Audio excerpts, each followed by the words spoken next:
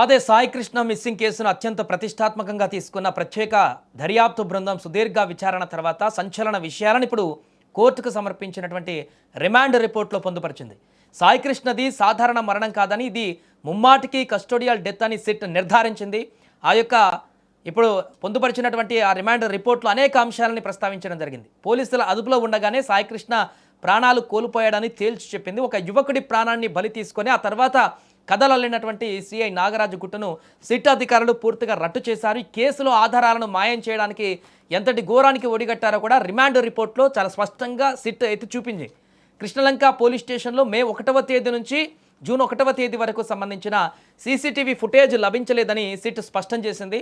అంటే కావాలనే ఆధారాలు దొరకకుండా ఫుటేజ్ను డిలీట్ చేశారనేటువంటి అనుమానాలు కూడా నిజమయ్యాయి. అసలు ఏం జరిగిందంటే మే 6న సాయికృష్ణను మొదట టాస్క్ ఫోర్స్ పోలీసులు అదుపులోకి తీసుకున్నారు. ఆ తర్వాత అతన్ని తదుపరి విచారణ కోసం సిఐ నాగరాజుకు అప్పగించారు. కానీ నిబంధనల ప్రకారం 24 గంటల్లో కోర్టు ముందు ప్రవేశపెట్టాల్సింది సాయికృష్ణను. కానీ సిఐ నాగరాజు కోర్టు ముందు హాజరుపరచలేదు. కస్టడీలోనే ఉంచి అతన్ని వేధించారనేటువంటి పక్క ఆధారాలను ఇప్పుడు సిట్ సేకరించింది.